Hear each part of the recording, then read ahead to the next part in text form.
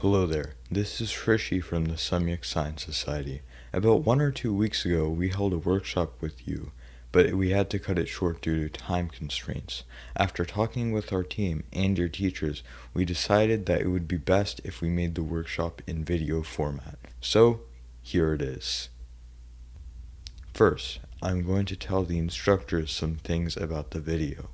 This video is split into multiple segments called chapters.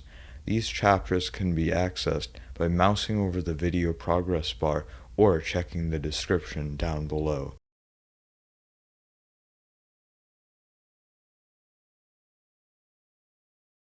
I would highly recommend that you watch the chapter titled Instructor Guide and Introduction or something similar to that, which is the chapter that you're watching right now. I'm including 2 pre-workshop chapters about setting up Repl.it, the online IDE we will be using. The first chapter is for students who already have Repl.it and wish to log in to continue their progress, and the second is about students who are new to Repl.it and want to create an account so they can start learning Python. I should have the timestamps for the 2 chapters on screen right now if you need help finding them in the video description or video progress bar.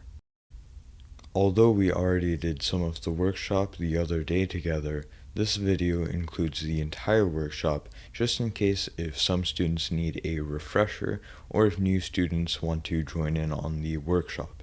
This should be the timestamp for the closest estimate to where we left off, and if any technical questions arise that you're not really sure what the answer to is, then you could message us and we could hopefully answer within a couple of hours, or if there's a lot of questions, you could note them down and we could do a potential question and answer session together. Now, hopefully you should understand how this video works and you should be able to facilitate this Sandbox Science Society Python workshop. So, without further ado, here we go.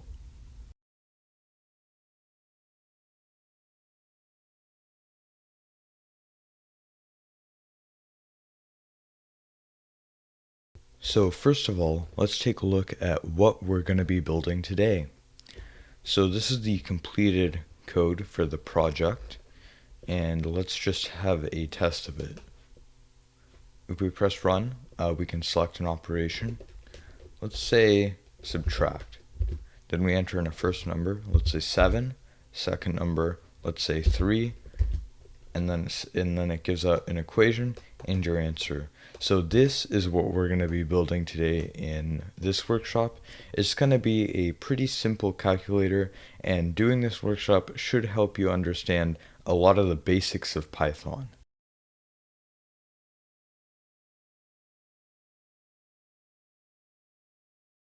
Alright, so you can start off with any sort of search bar, and if you completely miss the workshop, you're first going to have to set up a Repl.it account. In order to do that, you're going to just have any sort of search engine. You'll be probably using Google Chrome, and then in the search bar you can just say Repl.it,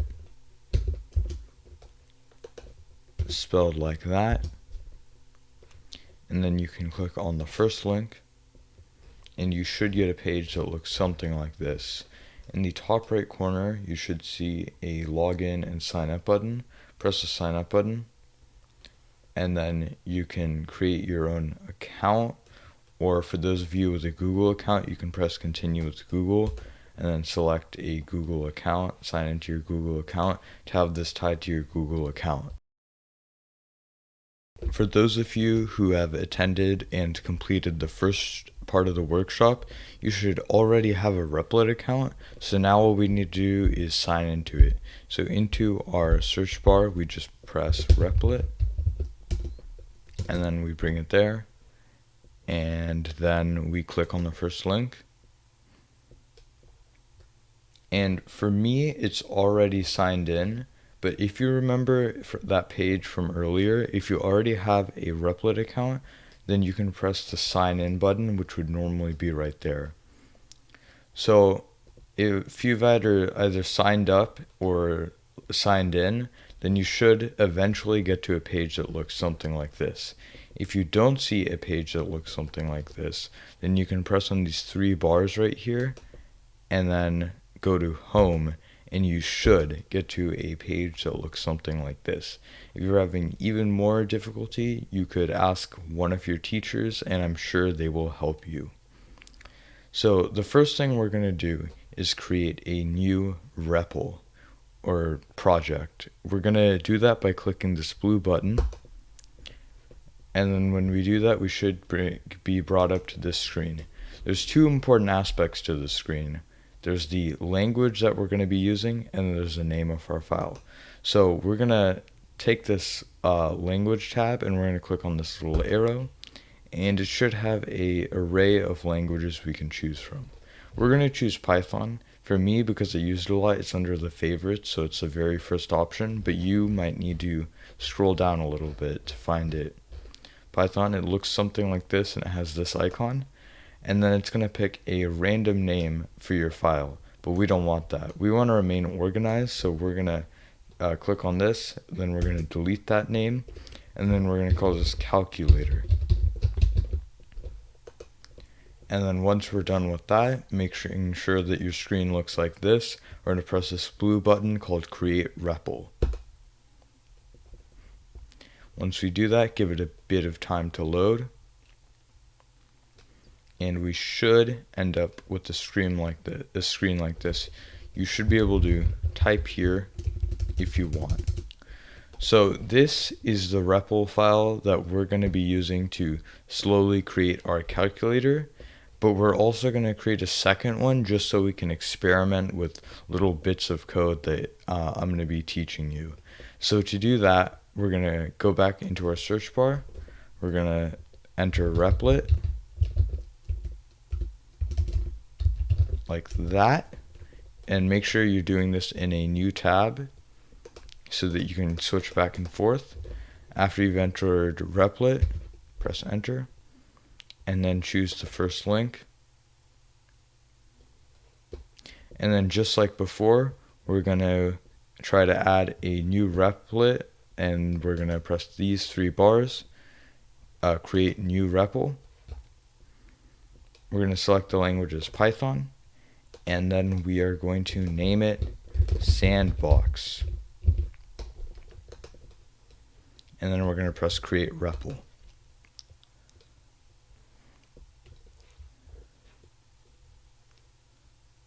So this is going to be our Repl.it file for experimentation for small bits of code that we're going to be learning, and we're going to be slowly implementing what we've learned to the calculator Repl.it file. You should be able to switch between the two by tapping on them. And just for organizational purposes, at the very first line of calculator, you can say, you can use this little hash key. And what this hash key does is that it disables like everything that this line has. So the code won't look at this line. This is just for you. So you say the hash key indicating that this isn't a part of the code. Then you say this is the calculator. And then if you want, you can go to Sandbox, have a hash like this, and say this is the Sandbox file. So just to make sure that you've set it up correctly, you should have this is the Sandbox file in one tab, and this is the calculator file in another.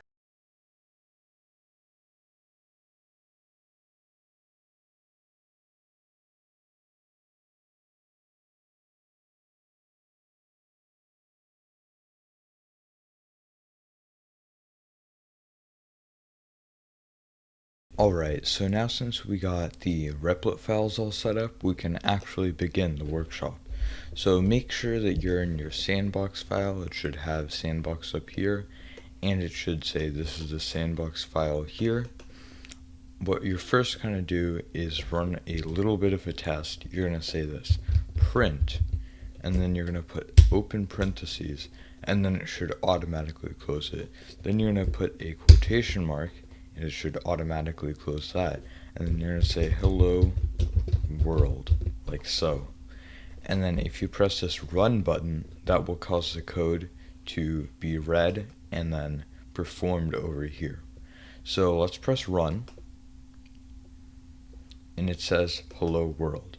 So what this line of code did is it told the computer to write hello world in the console. That's what this part is, where it does the code. So a lot of programmers, when they learn a new language, they write code that tells the console to say hello world as a bit of a start. In Python, when you do this, there's actually several things you can learn from this statement. Let's first talk about what is this bit inside here. This is something called a data type. So using this, we can say data type. There are three data types we will be using. The first is called a string. So a string can be something like hello world, or it could just be a character, or it could even be a space, or it could be a phrase like it was raining this afternoon. The key characteristic with strings is that they must have quotation marks surrounding them. They can either be single quotation, double quotation marks like this, or they can be single quotation marks like this. Both will work just fine. The next data type is integers, often shortened to int, and string to str, by the way. That's something that is often shortened to. So integers are just whole numbers like 5, 7, 10. It can even be a negative number like 3 or like 47. I think you all get the idea. So one major beginner mistake with Python is having a string like this, for example 47. Some people might call that an integer, but it's actually not. It's a string with a number inside of it. The key with Repl.it is that it actually color codes them. So integers are going to be this green color, where strings are going to be this orange color. So that's how you can tell the difference. But if you don't have something like Repl.it, just know that anything inside of these quotation marks is going to be a string. So the final one is going to be a list. A list is started with an open bracket, and then it should automatically close it. Note that these brackets are like the square kind, unlike the circle kind up here.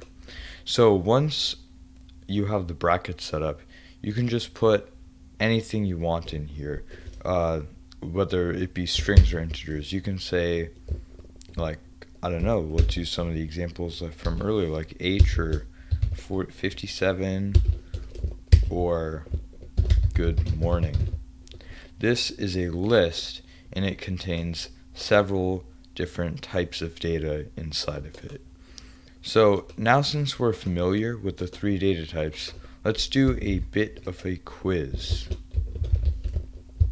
I'm going to write several data types down below, and you're going to try and figure out what they are. So let's start off with something like this.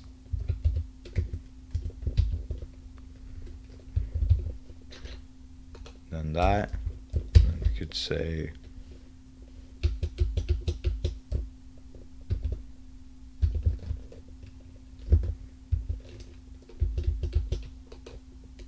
and then we could have something like this.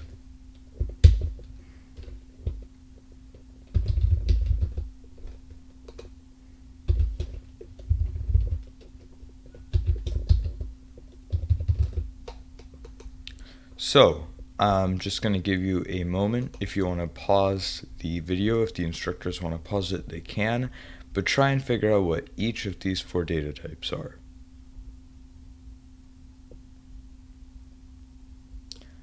Alright, so the first one is going to be an integer.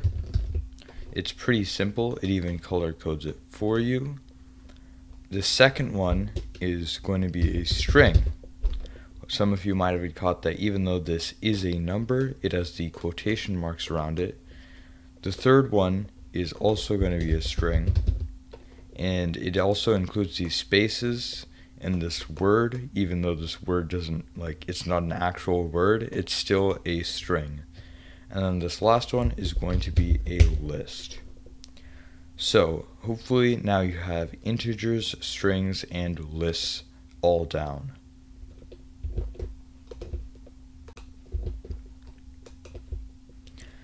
Alright everyone, so now since we have these data types down, let's talk about what they can be used for.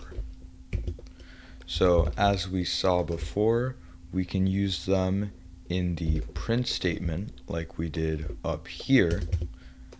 We can print strings like hello world, and we can also print integers like 5. If we run that, we should get 5.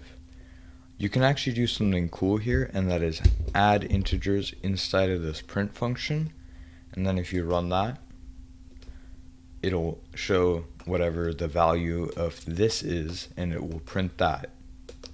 So you can also do this with subtraction, like that, and then for multiplication, you're going to use this asterisk key. For those of you using a desktop, you press the Shift and 8 key for that. And then for the divide, you use the backspace key, which should be near the question mark on the bottom of the keyboard. You can also do this for for strings. For example, you can say I am, and then you can say plus, and then you can say good, like that. And if we try to run it, it says I am good. However, it has this little bit of a, it doesn't have a space here. So you can do that by adding a space at the end of this or at the beginning of this. I typically like adding a space at the end, though this is just personal preference. We can also decrease the capitalization there, so I am good. Alright, so we can also say something like I am, and then have, for example, plus 16 plus years old. Let's try this. Alright, so whenever you see a message like this, that means that there is an error. It says can only concate string, not int, to string. That means basically it can only combine string functions to other string functions. So the problem is we're having this integer here. So one way we can fix this is we can add these quotation marks here and add a space like that, and then it says I am 16 years old. But another thing we can do is instead of having quotation marks, we can use this we can say str, open bracket, and then close bracket, and anything inside of this will be converted to a string.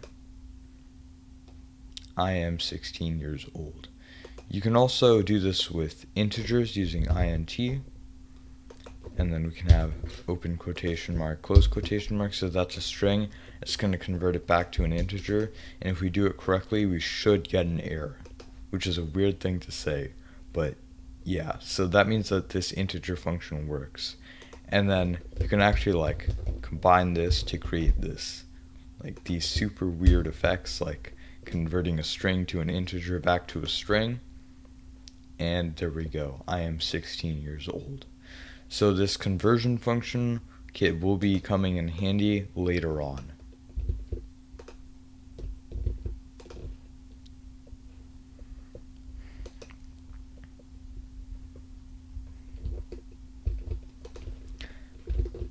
Now let's talk about something called variables.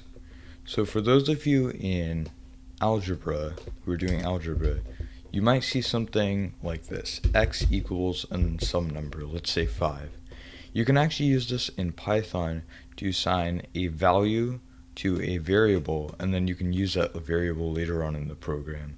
For example, I can say x equals 5, and then I can say print x, and it will print 5. One thing you have to be careful about though is you have to define the variable before you call it. For example, if I do something like this, it'll get an error. X is not defined. And that's because the computer will read the first line, then the second line, then the third line, and then it's like, wait, what's this X thing? But the problem is we defined it later on, so the computer never read this line. So make sure you always define your variables before you call them. So now we can freely change this to whatever we want, and we can run that, and after a while it will print whatever we want. So you can also do this with strings. For example, we can put a string there, and then we can say something like, how are you?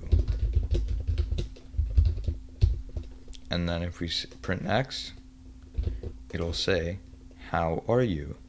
And then we can actually create a second variable. Let's call it response equals, remember, we can name the variables anything we want as long as it's not like another function, like we can't say print. We can say response equals I am doing good. And then if we go ahead and run that, oh yeah, we need to print it first. Print response. How are you? I am doing good. That is all good and nice. But wouldn't it be great if we can print out, we can have our own response and we can write it in the console ourselves? So this is where we're going to learn a new type of function. Functions are things that like do something in the code. For example, this print does something in the sense that it writes something to the screen. But there's also a new function called input. We can say input like this, and then what the input function will do, it'll take a response from the user. For example, we're going to say input, and then in here we can ask a phrase like, how are you? So we can say input, how are you? If we go ahead and run that, how are you? Let's add a question mark and a space there. Stopping the code and running it again. How are you? Then we can type something here, like good. And then the code just ends. The problem is we don't actually use this anywhere else. So in order to use this, we can store it as a variable. So we can say response is going to equal the input that the user will give to how are you. By the way, a person that is using your code will be called the user. So we can say response equals how are you, and then we can say print response.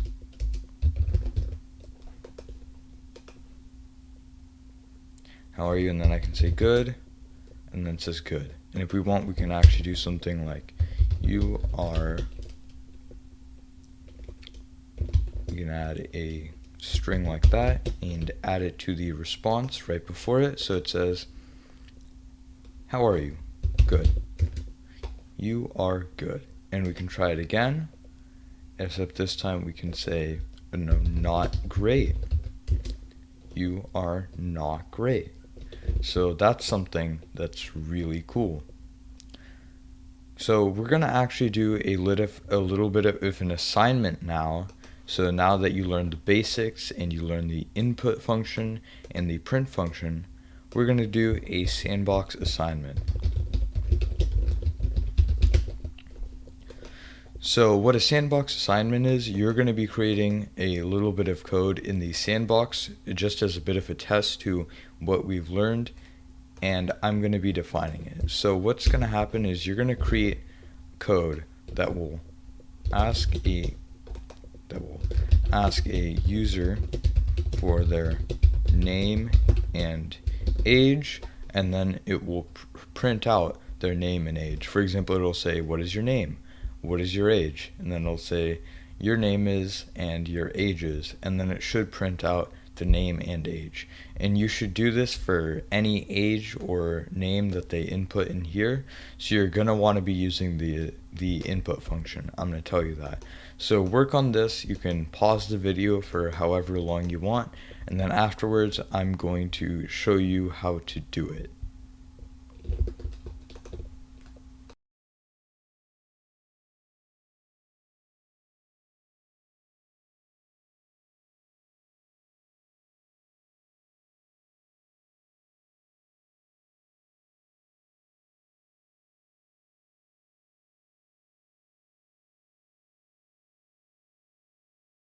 Alright, so now hopefully you've completed the project. Let's walk through how you were supposed to do it, or at least one possible way to do it. So first, it needs you to get the name and age of a user. So you're going to have to use the input function. Let me just get rid of these extra lines. So you can say input, and then your phrase could be, what is your name?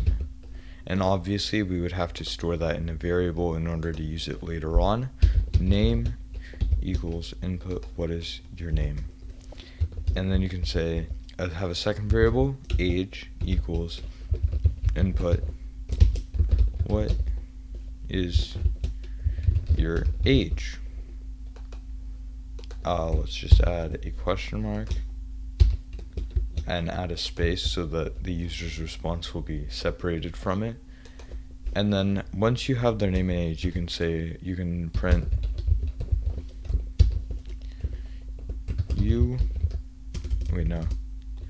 your name is, and then we can add the name plus name, and then we can say print and you are, that's how we can say the age, plus age, and put a space there. And let's see how it works. What is your name? Frishy. What is your age? 16. Your name is Frishy and your age is 16. And this can work for anyone we want. We can say, what is your name? We could say like, no, Sophie. Your age could be like 54. So yeah, this is one possible way of doing it. The thing with coding is that there are multiple ways of doing something. So even at this basic of a level, you could have changed what the phrases are so it still made sense. And you could have maybe made this 2 print functions, 1 print function, your name is plus name, and you are like all in 1 print function, so it just has it in 1 line. The point is there are multiple ways to do projects according to whatever style you feel like coding in. So if you didn't get this project, that's okay. If you want, I guess you could try to like rewatch the last part of the video and like really try to understand it. At least if you didn't get it, you should hopefully be able to understand what I'm doing here when I went through it. But other than that, let's try to implement what we've learned into the actual calculator file. So heading on over to the calculator file by clicking on the tab and making sure you have the note, this is a calculator file. Let's talk about what we first are going to do. So the first thing we're going to do is we need to have the user input an operation. So we're going to have the user say what their desired operation is. And the way how we're going to be doing that is we're going to have 4 numbers, 2, 3, and 4, and the user can enter one of the 4 numbers, and then based on what they've entered, we're going to like store their choice into a variable so we can continue onwards. Alright, so what we're first going to do is we're going to print a welcome message actually, because we want them to like be welcome to our calculator. So we can say welcome to my calculator. And then after that we can say something like, print enter operation.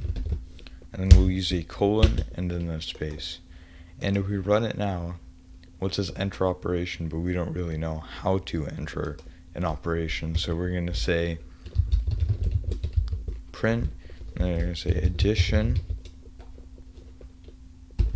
1 hyphen 1, and then we're going to say print subtraction hyphen 2, print multiplication hyphen 3, and then we're going to have division be 4. Oh wait, no. Division 4, like this. So now when they see it, they say enter operation, and now we kind of have like a guide for what each of the numbers are. I think it's probably better if we actually do a colon here.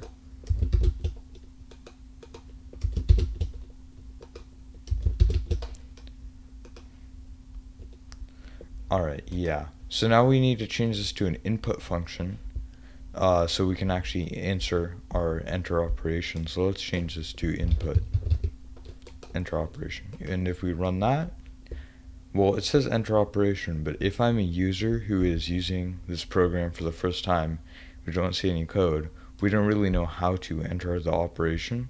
And the reason why that isn't happening is because this code isn't showing. And the reason because of that is the computer reads the code from the top to the bottom. So it'll read these lines, which don't actually do anything because we have the hash, and then line 3 is empty. And then it reads line 4, it prints it, and then line 5, it says input enter operation.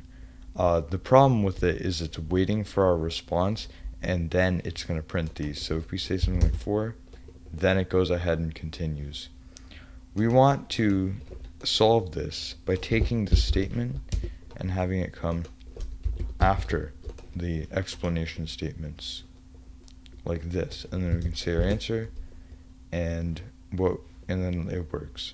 So what we're going to want to do is actually store this as a variable. So we're going to store this variable as operation equals input enter operation.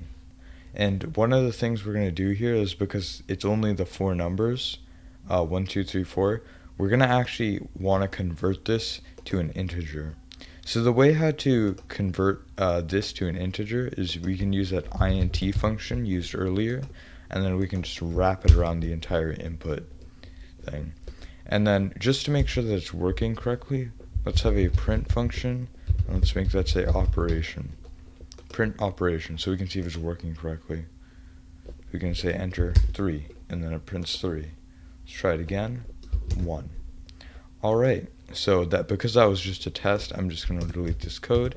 And there, right there is the first part of the calculator all complete. We asked the user for an operation, and then we stored that as a variable, which we will be using later.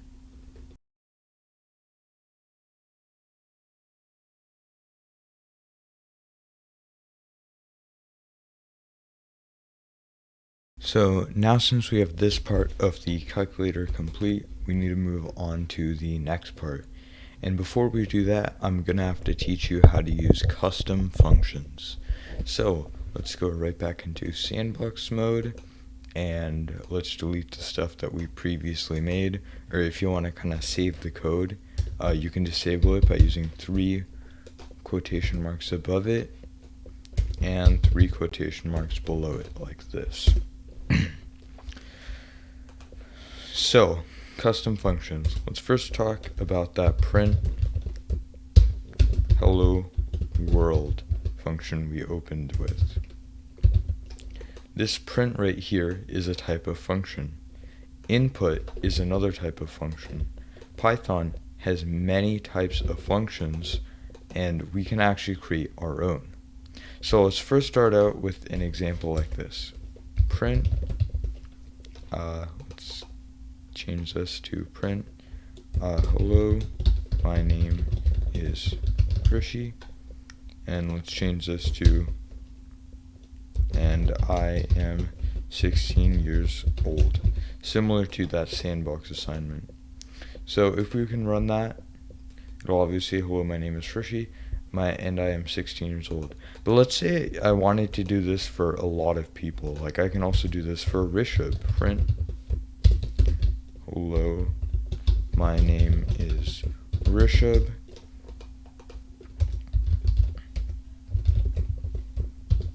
and I am, well, he's 16, but I'm just going to use 17 for demonstrative purposes.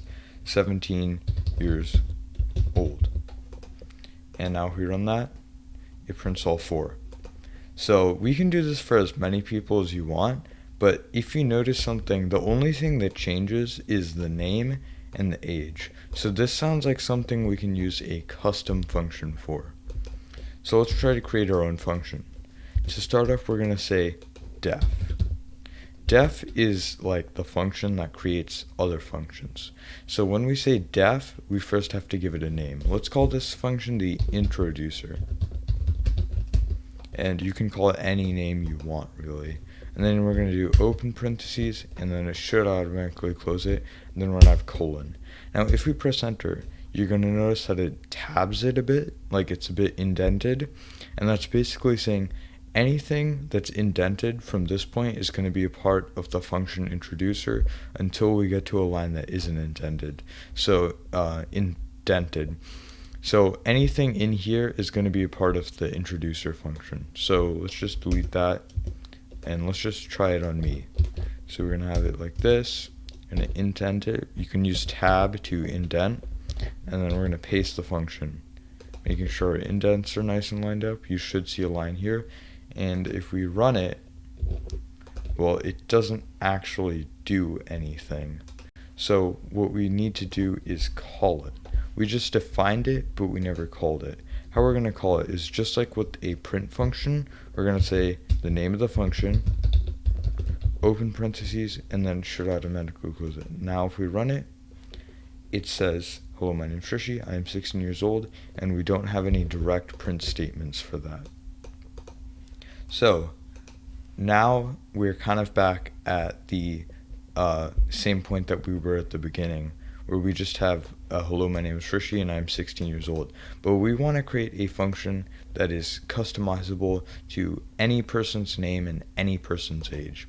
So the way how we're going to do that is add something called an argument. An argument is the thing that goes inside of here in a function, inside of these two parentheses, like print and then hello world, or I'll actually just say argument here, print, and then this is where the argument's going to be located. So in order to have an argument, we're going to first set up a variable inside of the introducer function. Let's call it name. So what's going to happen is this variable is not going to be defined like most other variables, where you might have something like name equals 10. Instead of that, it's going to be defined whenever the function is called. So we're going to put a value here, and then it will apply that to the function. So, hello, my name is, and then we can say plus Rishi, like that. Wait, no. We need to do plus name. Sorry about that.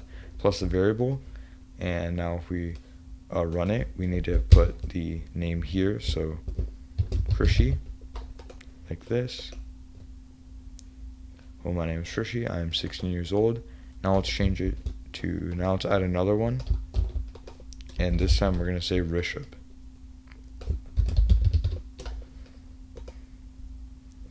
My name is Rishabh, and I am 16 years old. So another thing you can add to, you can also have multiple arguments, and the way to do that is you have comma, and then you typically put a space, and then you have your second variable. We're going to call it age. So I am, and then we are going to have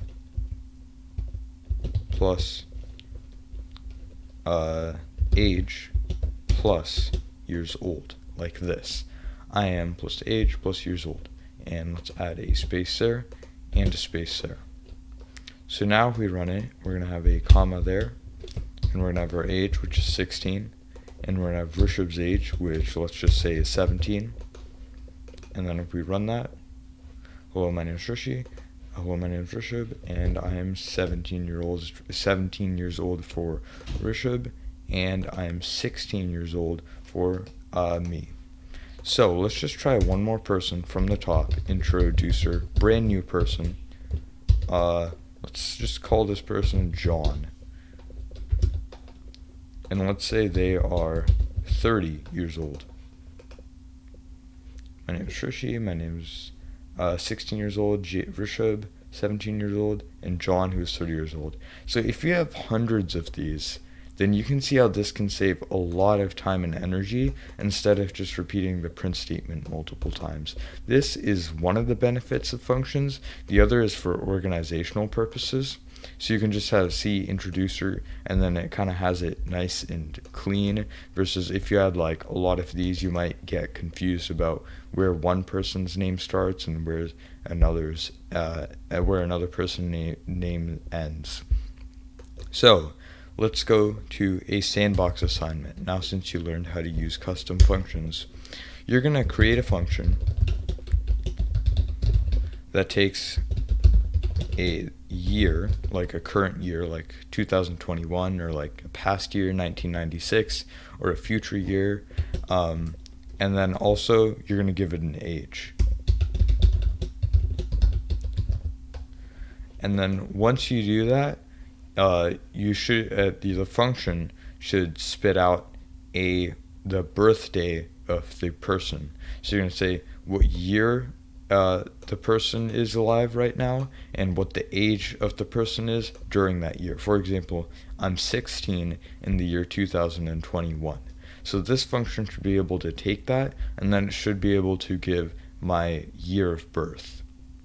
Alright, so I'm going to have you try that on your own in Sandbox mode. I'm just going to, you can pause the video if you want, and I'll check back with you once you're done.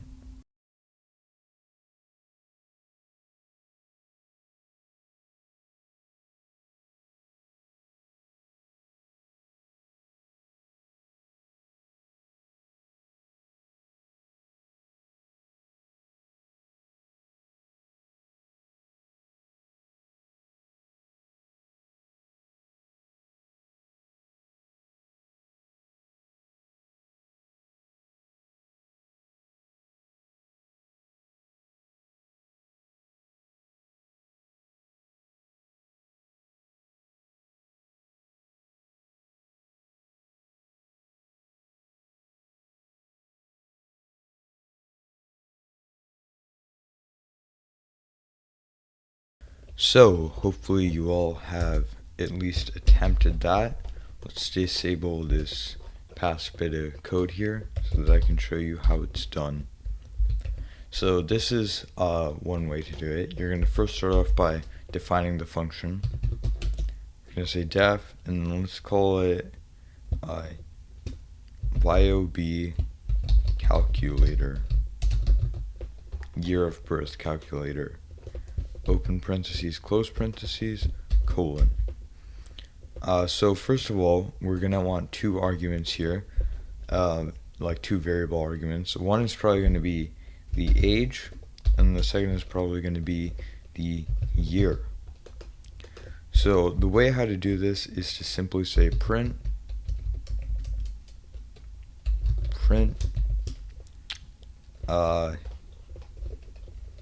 year minus age. Let's try to run that. Oh yeah, we need to actually call it.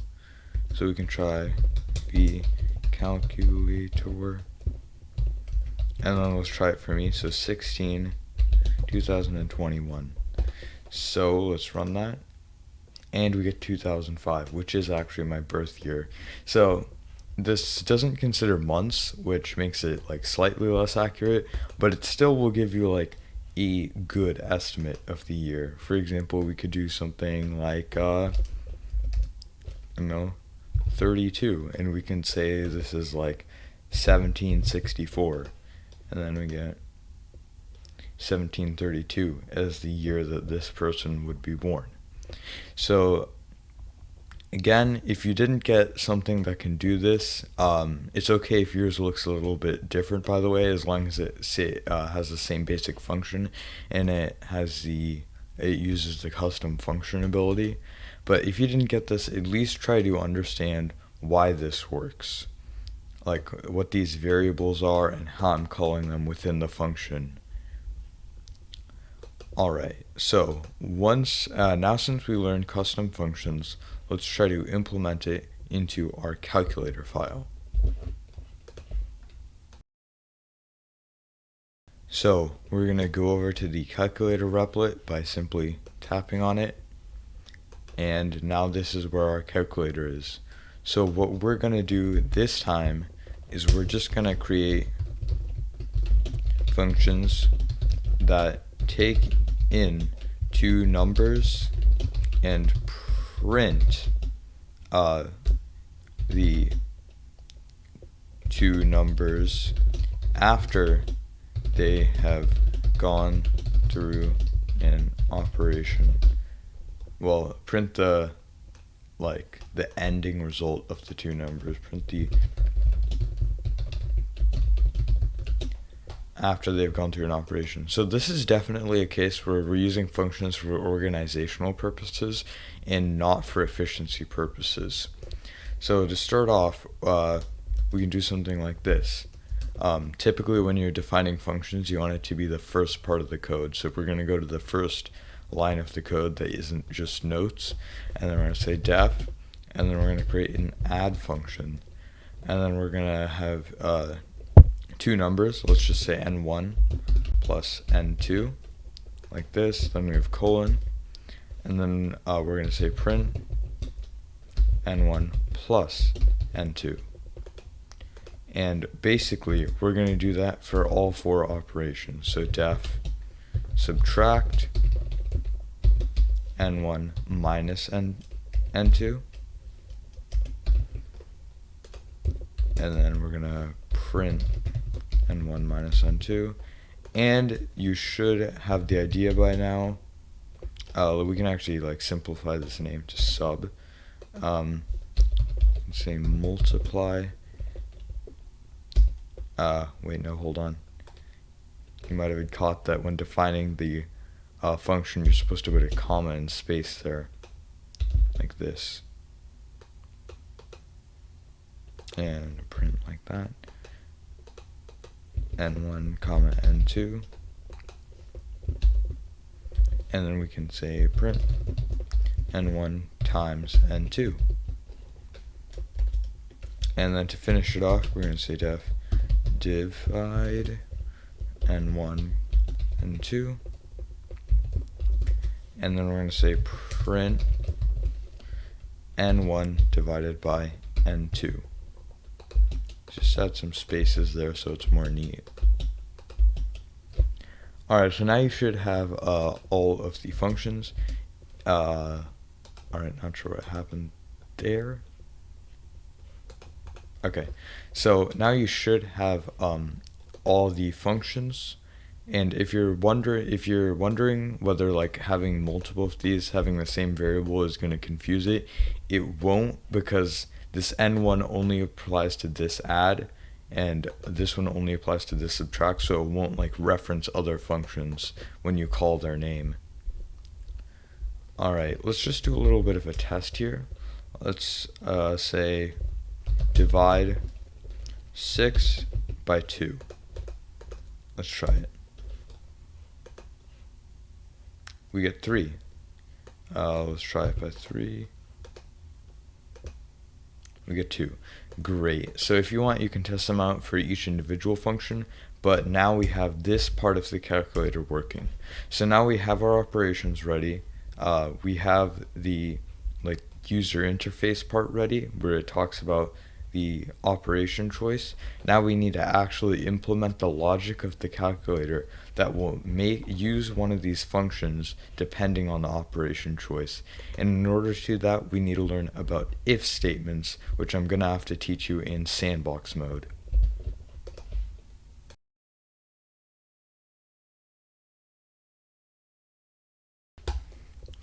So we're first going to go to Sandbox mode, and then let's disable these lines of code. And then let's talk about if statements. So just like in let's first start off with defining a variable. Let's say x equals 10. Alright, so if statements work in Python pretty similar to how they would work in real life. You can say if x equals 10, then do this. And the do this will obviously be indented, so it will only listen to this. Do this. And then if not, it's just gonna ignore this, everything that's indented, and keep on going. So we can test this by doing something like this. If x is equal to 10, we can say print x is equal to 10, like that. And if we run that, we get an error, invalid syntax. So the reason why this is invalid is because there's two ways of saying equals in Python. You can say equal like this, or you can say it like this, with two equal signs instead of one. The first one is for assigning a value to something. For example, we're going to say x, and we're going to say 10 is x. But this says if and then x equals 10, then we're basically saying 10 is x again inside of a if statement, which doesn't really make too much sense.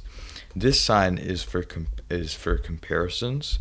So if x is equal to 10, using in a comparative background makes a lot more sense. It's kind of difficult to explain.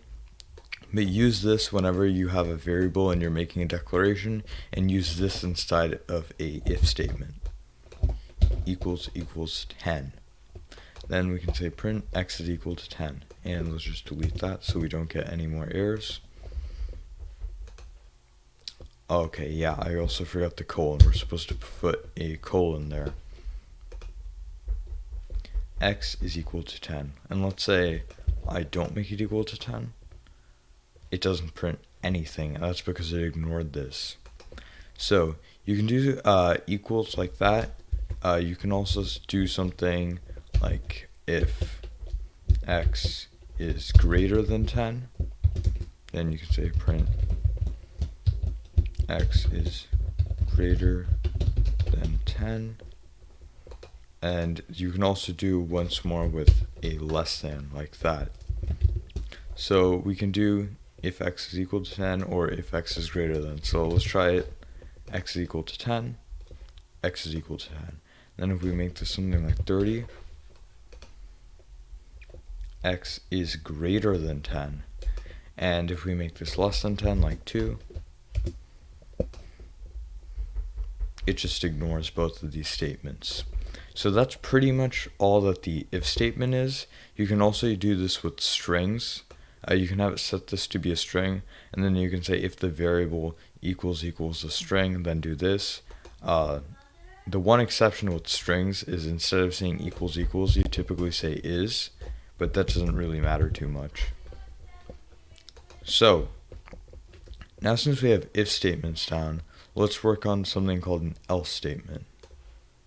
So an else statement will basically say if this doesn't happen, then you can continue on by doing this. For example, we can say if x is equal to 10, then print x is equal to 10. We can say else print x is not equal 10, like that. So we can make x equal to 2 like that. X is not equal to 10. So you might say, doesn't this just do the same thing as just deleting the else statement? Like the code will just continue on. And that's not really true, because if we delete the else statement and put it like that, it'll run like this. X is not equal to, oh yeah, we need to change this to 10. We run this. X is equal to 10, x is not equal to 10. So it reads this and then it continues on. Whereas if we make an else, then it will only read this if this condition isn't satisfied. So another thing you can do is create something called nested if statements. You can say if x is equal to 10, then it will read this. And then within this, you can say if x is, I don't know, greater than 50. And let's change this to greater than 10.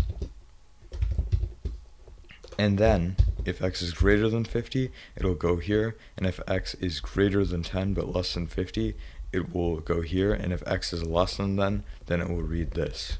So we can try something like this. If x is greater than 10, then it will say print x is greater than 10, like so. And then you can say if x is greater than 50, then we can say print x is also greater than 50. And then we can say else x is less than 10, like this. So we can have a number that is, let's say, 11, greater than 10 but less than 50. X is greater than 10. Let's try it with 32, again greater than 10 but less than 50, and we get the same result. Now let's try something like 55. X is greater than 10, x is also greater than 50. And we can try some really low number like 1. X is less than 10. Isn't that pretty neat? So now since you have this, I'm going to be giving you a sandbox assignment. You're going to have a sandbox assignment where you're going to be, let me just get my notes and delete the indents. Define a variable number and then only print that number if it is greater than 20 but less than 30. So if I have a variable number, if I have a variable number and like let's say it's, I don't know, 17, it shouldn't print. But if it's 25, then it should print. And if you really want, you can make, instead of you manually changing it, the code for the variable number, you can make it an input, so you can just have the user type in a number. So I'm going to give you some time to do that. Once again, you can pause the video if you want, and then I'll check back in with you and show you how to do it.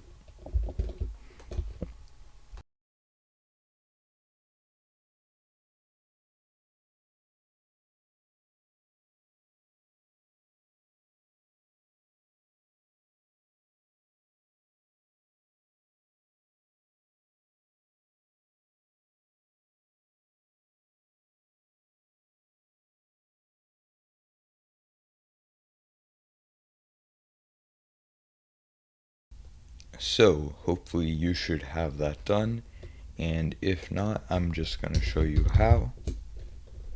So let's first disable the previous code with our triple quotation marks and just double checking everything is disabled. So starting off, you're going to be defining a variable, let's say x, and then we can give it a value. I'll just default to 10. And then we're going to first make an if statement that says if x is greater than, it has to be greater than 20, then we have to do something. And then next up we have to check if x is less than 30, then we can print x. So it has to be greater than 20, and then if we can continue to, then if it's greater than 20, we can continue and check if it's less than 30, and then we can print x. So if we run it, well, obviously it's not going to print because 10 isn't greater than 20. So let's try 22. This should work. And we print 22. Now let's try something greater than 30. Let's try 40. And it doesn't print. Something else we can do is actually use an AND statement. So what an AND statement does is it allows us to have multiple conditions. So instead of making two if statements, we can say if x is greater than 20 and x is less than 30. I don't expect you to do it this way because I didn't teach you about this AND thing. But we can do something like that, and then we can say print x. And then there's also an OR statement, like an OR ability in the if statement if you want. So it's not going to print, but if we go back to our good example of 25, then it does print. So now you should hopefully have the if statements down.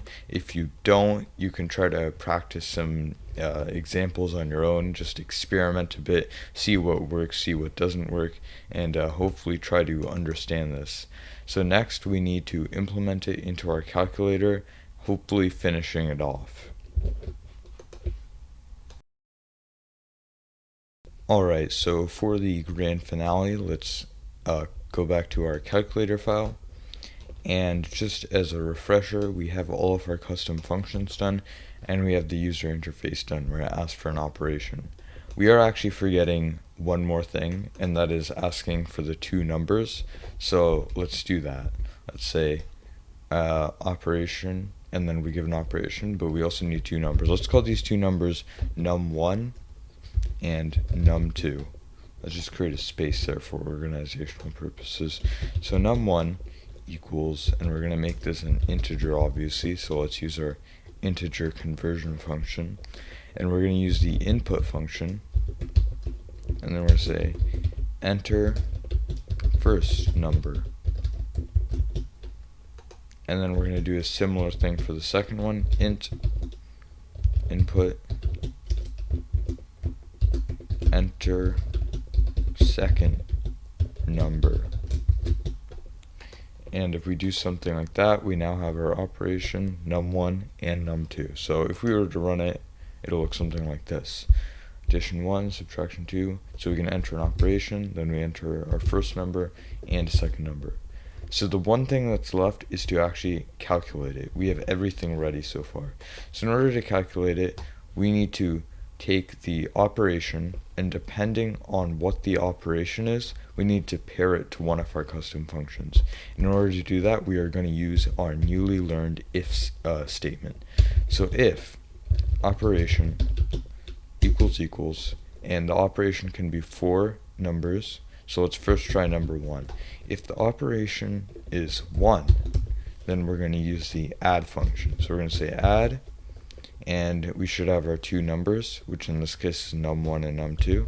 Num1, num2. Remember to put that comma. And then we're going to say if operation equals 2. Remember to use the equals instead of the first equal, because you're making instead of just one equal, because you're making a comparative analysis instead of a declaration. If operation equals 2, then we're going to say subtract num1, num2. And then we're going to do this for the third one. Operation equals 3. Multiply num1, num2. And let's just finish off. Operation equals 4. Divide num1, num2. And just checking I got the function names right. Mult, sub, add, div. Yep, that should be good. So now let's run it. Alright, so let's just try multiplication. And let's just try something easy, like 5 times 2. Now we should get 10. And would you look at that? We got 10.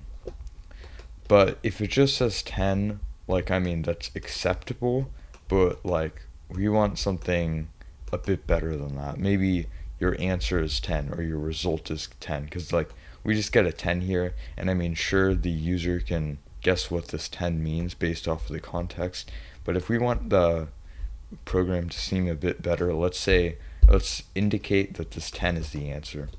So, what we could do is, something like print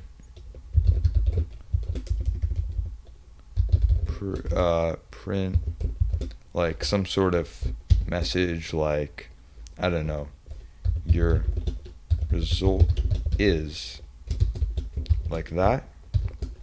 But the thing is, because we're going to say your result is for every single one, we can actually make this a variable. So we can say something like result message, which I'm just going to simplify to R message, equals your answer is.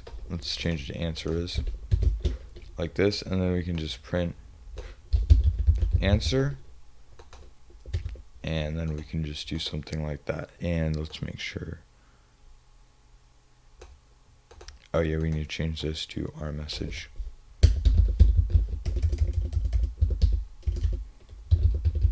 So print out this message, and then we'll actually print the answer. So print our message, and then we'll print out the answer. And we can actually copy this because we're doing the same thing. Or wait, you know what's actually better? Instead of doing it like this, we can actually just say it once up here, like this. Print our, we can do it once up here like this. Print our message. So if we do that, we're going to put it before the if statement, so we don't have to do it for every if. We can just have it before we split off into the 4 paths. And just as a finale, we're just going to make a goodbye message. So print what was our introduction message? Welcome to my calculator. We'll say thank you for using my calculator. So now let's try it. This is going to be like our first test run when it's nice and completed. Enter an operation. This time let's use division. Let's say 100. We're going to divide that by 2. We should get 50. Your answer is 50. Thank you for using my calculator. And that should be the calculator all complete. You can we can delete some of these notes. So if you didn't quite get a result like mine, I'm just going to slowly scroll down so you can see the completed code. And I'll probably have it in the YouTube description for the instructors. If anyone's struggling, I'll have the completed code for this in the YouTube description. So this is the completed code. And I really hope that you enjoyed this workshop. It might have been a bit complex. We might have started off with something a bit complex, but now since you learned the basics, hopefully the next one should be much easier. Thank you for watching.